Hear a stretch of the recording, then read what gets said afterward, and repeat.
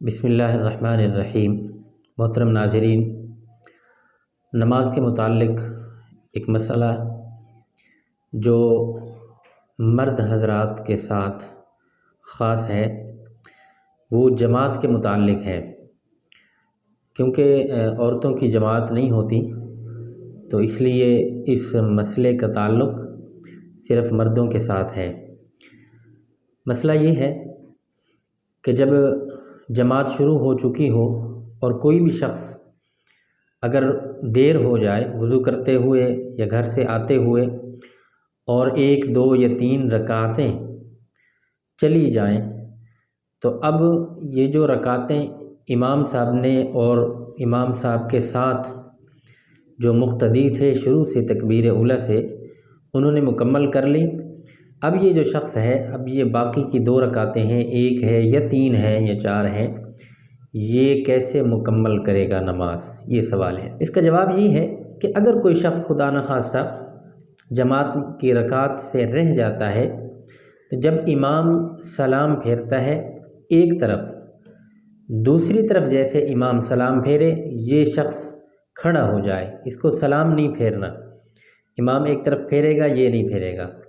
دوسری طرف جیسے امام السلام علیکم ورحمۃ اللہ کہے یہ شخص کھڑا ہو جائے اور اپنی 1 رکعت مکمل کرے، اور اس 1 رکعت کے جب شروع کریں گے اس میں ثنا بھی پڑھیں گے، فاتحہ بھی پڑھیں گے اور ساتھ قرات بھی کریں گے، ٹھیک ہے۔ اس کے بعد رکعت مکمل ہو جائے گی، پھر تشہد ہوگا اور دعائیں وغیرہ درود پاک پڑھ کے پھر یہ سلام پھیر دے، نماز مکمل ہو جائے گی۔ اگر کسی شخص کی 3 رکعتیں رہ جائیں تو اس کے لیے حکم یہ ہے کہ 1 رکعت اس نے امام کے ساتھ پڑھی، اب 3 باقی رہ گئیں اور امام کے ساتھ ظاہر ہے جب 1 رکعت آخری پڑھی ہے تو امام کے ساتھ تشہد میں بھی بیٹھا ہوگا، تو یہ جو تشہد ہے امام کے ساتھ والا یہ اس کے لیے گویا ایک اضافی چیز ہے، وہ امام صاحب کے ساتھ بیٹھ گیا لیکن اس کی 1 رکعت ہوئی تھی۔ اب یہ جب کھڑا ہوگا باقی نماز پوری کرنے کے لیے تو 1 رکعت پڑھنے کے بعد یہ پھر تشہد میں بیٹھے گا، پھر تشہد سے کھڑا ہو کر پھر 2 رکعتیں اور مکمل کرے گا، پھر تشہد میں بیٹھ کر یہ اپنی نماز کو مکمل کرے گا۔ ایسا نہیں ہے کہ امام کے ساتھ 1 رکعت پڑھی، تشہد میں بیٹھ گیا، پھر اس کے بعد کھڑا ہو کر 2 رکعتیں پڑھ کر پھر تشہد میں بیٹھا،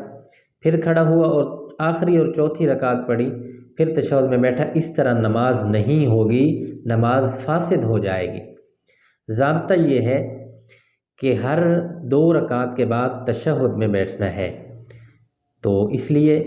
ان چیزوں کا خیال رکھنا ضروری ہے، ان مسائل پر عمل کرنا ضروری ہے۔ امید ہے مسئلہ سمجھ آ گیا ہوگا۔ اللہ رب العالمین آپ کو خوش و خرم رکھے، دین حق سمجھنے کی توفیق نصیب فرمائے اور اس پر عمل کرنے کی بھی ہم سب کو توفیق نصیب فرمائے۔